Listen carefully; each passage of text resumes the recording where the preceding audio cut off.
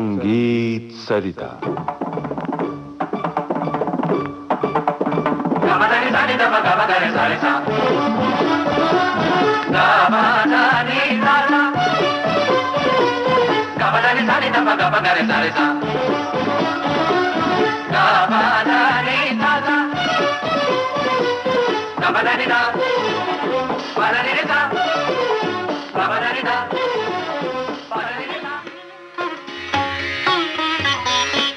संगीत सरिता कार्यक्रम में इन दिनों आप सुन रहे हैं श्रृंखला सितार और उसके घराने।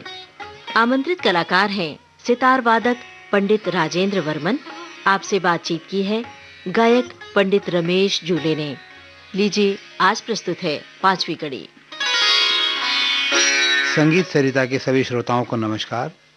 अभी तक इस श्रृंखला में आपने सितार की उत्पत्ति और मैहर घराना और सैनिया घराने के बारे में सुना। तो आज पंडित राजेंद्र वर्मन जी फिर हमारे साथ हैं। नमस्कार पंडित जी। नमस्कार। तो आज आप कहाँ से शुरू कर रहे हैं?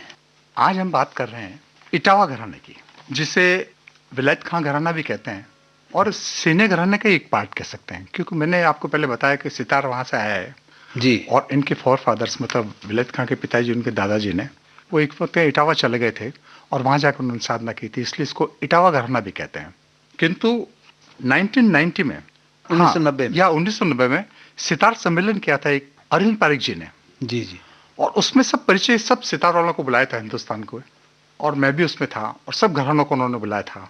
और उस दिन उन्होंने तय किया था आज से ये जो इटावा घराना है ये विलायत खानी घराना कहलाएगा, क्योंकि विलायत खान ने काफ़ी नाम किया, काफ़ी किया है, तो उसको अब मतलब हम विलायत खानी घराना जी और इटावा घराना भी कहते हैं। हाँ। ये एक खास बात मैं आपको बताना चाह रहा था, क्योंकि ये मैं उस कार्यक्रम में मौजूद था और मुझे पता है कि मतलब किस ढंग से विलायत खानी घराना शुरू हुआ। जी हाँ।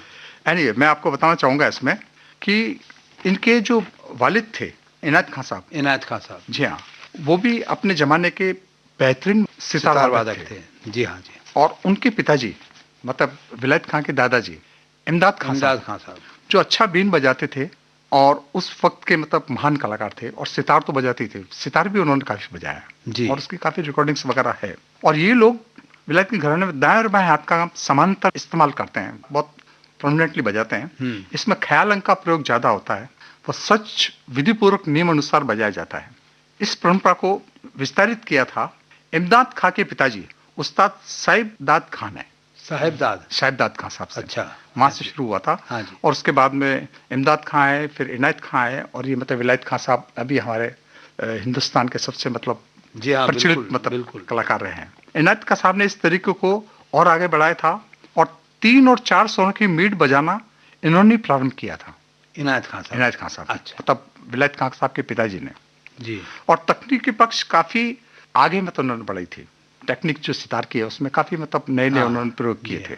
तिहाई का इस्तेमाल भी उन्होंने ही किया था। उससे पहले ध्रुपतंग था तो आलाप वगैरह होते थे, तिहाई वगैरह लोग बाग नहीं बजाते थे, पर उन्होंने तिहाई का भी उसमें मतलब इस्तेमाल किया था। और एक सुर से कई सुर बजाना जी जी, ये भी मतलब उन्होंने प्रारंभ किया था। एक स्ट्रोक बजाया उसमें सारे गमा पदा या सारे गमा मग सारे कुछ उल्टा जैसा इसके प्रकार आप जानते हैं गाने, वो सब मतलब उन्होंने किया था। इनकी सपाट ताने वह द्रुत गति का झाला सितार के इतिहास में बहुत महत्वपूर्ण रखता है, क्योंकि सपाट तान आप रमेश भाई आप जानते हैं कि सपाट तान बहुत मुश्किल होता है। सीधा बजाना लोग कहते हैं इजी है, पर सीधा चलना बहुत मुश्किल होता है। बिल्कुल। तो सीधा मतलब 2 सप्तक की 3 सप्तक की ताने मतलब इन्होंने बजाई, जो कि मतलब बहुत काबिल तारीफ है। और झाले का मतलब यही है कि आप द्रुत गति में जितना ले जा सकते हैं ले जाइए। हाँ। आपको उसको अंतिम स्टेज तक ले जाना पड़ता है, तो उसको झाला कहते हैं। और एक तरह से झाला तो लोग उससे मतलब रम जाते हैं। हाँ बिल्कुल, कार्यक्रम के अंत में। तो उसको झाले को उन्होंने बहुत ज्यादा मतलब द्रुत गति में बजाया था। और इनायत खां साहब ने सितार में तरब लगाए थे। तरब जो नीचे के तार हैं 19 वो मतलब खां साहब ने लगाए थे। अच्छा, मेन तार के अलावा जो तार होते हैं नीचे तरब जिसको बोलते हैं, ऊपर जो 7 तार है अभी तक वो चल रहा था, 5 चल रहे थे, 6 तार चल रहे थे, पर जो नीचे के जो तार है तरबों का इंट्रोडक्शन मतलब इन्होंने दिया था। किन्होंने? इनायत खां साहब ने। इनायत खां साहब की बात करें मतलब विलायत खां साहब के पिताजी की जी। सही माने में सही रूप की रचना इनायत खां साहब ने की थी। इनके वादन में समाधि का समावेश होता था, क्यों उस जमाने के अंदर लोग सिर्फ साधना करते थे, आज जैसे भागदौड़ नहीं करते थे और प्रचार के लिए नहीं भागते थे। जी जी। सितार सीख रहे थे, जिंदगी भर सितारे बजाते थे, तो समाज तक ले जाते थे। उनका बजाना इतना अभूतपूर्व था और तकनीकी पक्ष भी उनका अच्छा था। और खानदानी तालीम में शामिल किया उन्होंने कि ये सब चीजें मतलब हमारे खानदान में होनी चाहिए और ये मतलब हमारे बच्चे और उनके आगे लोग मतलब बजाने चाहिए जी। उस्ताद विलायत खान साहब को तालीम विरासत में मिली थी। हाँ। क्योंकि आप जानते हैं उनके पिताजी थे, दादाजी थे, फिर उनके परदादा थे और मतलब ये 7 जनरेशन से उनका मतलब ये वंश चलता आ रहा था। बालावस्था में ही विलायत खान साहब ने इलाहाबाद संगीत सम्मेलन में 7 साल की उम्र में पिताजी के साथ उत्कृष्ट सितार बजाया था। किसने? विलायत खान साहब ने 7 साल की उम्र में। हाँ जी। और अपने पिताजी के साथ 1940 की रिकॉर्डिंग्स में विलायत खान के सितार में इनायत खान का स्वरूप मिलता। तो सब जो सितार बजाते थे उसमें पूरा मतलब रूप मिलता था उनको, जिससे लगता था कि उनका सितार, उनको गाने का मतलब बहुत तालीम मिली थी विलायत खान साहब को। हाँ। तो उनका सितार ऐसा लगता था कि जैसे सितार गा रहा है, क्योंकि उनके नाना बंदे अली खां से उनको गाने की तालीम मिली थी। और ये विलायत खान साहब ने कई प्रकार के ताने, गप तोड़ा, सपाट ताने, छूट ताने, गमक इत्यादि अपने वादन में बखूबी शामिल की थी। इनके दादाजी के मतलब इमदाद खान साहब के 2 पुत्र थे, एक इनायत खान साहब और दूसरे वाहिद खान साहब, जिनके पुत्र अजीज खान साहब हैं और इनके पुत्र आजकल मशहूर सितार वादक शाहिद खान। और विलायत खान के तो पुत्र सुजात वगैरह, मतलब इनकी एक परंपरा जो है 7 जनरेशन से चली आ रही है जी। तो इनके सितार में कई प्रकार का इन्होंने प्रयोग किया। सितार में आलाप जोड़, गज जोड़ा, टुकड़ा, ताने, झाले परिपूर्णतन रागों को रूप का पूर्ण रूप करते हैं।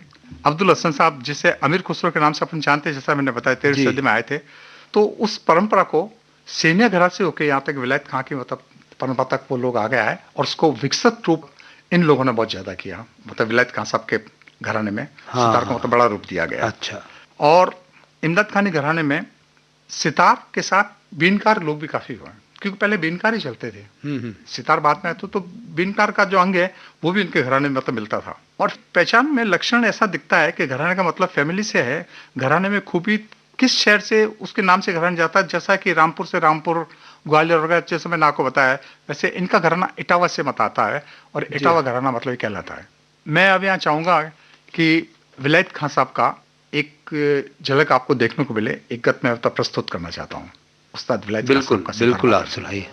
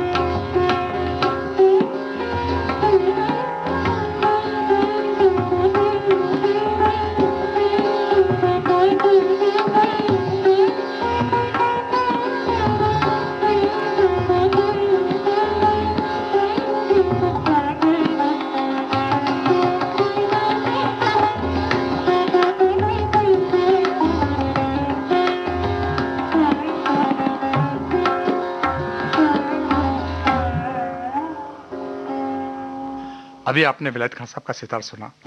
एक विशेष बात जो मैं कहना चाह रहा था कि विलायत खान साहब घोरीपुर में 1928 में जन्म हुआ था इनका, और इनको तालीम 4 साल से मिलनी शुरू की। जब आपने सुना इतना बेहतरीन इन्होंने सितार बजाया है, और ये पीढ़ी दर पीढ़ी मतलब इनका सितार चला है।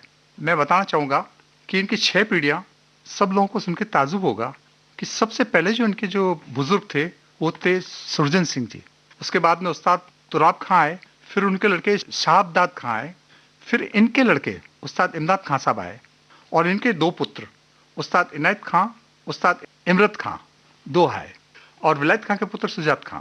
और जबकि इमदाद खां के दूसरे पुत्र थे उस्ताद वहीद खां, जिनके पुत्र अजीज खां साहब थे, और उनके पुत्र शाहिद परवेज, और इनके पुत्र शाकिर हैं। मतलब ये है कि इनका 6 पीढ़ियों का मतलब हिसाब किताब मिल रहा है। 7 पीढ़ियों से इनका सितार चल रहा है, और अपन लोग सब सितार का आनंद ले रहे हैं। वाह।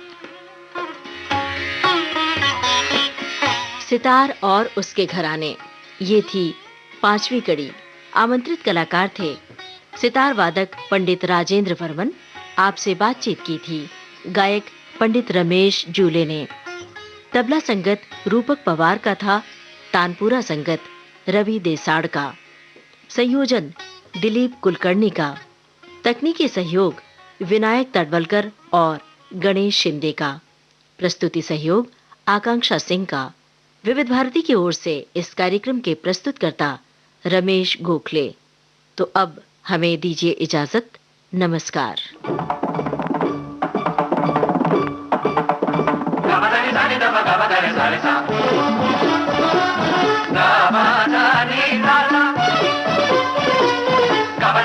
ba gabadani sani sa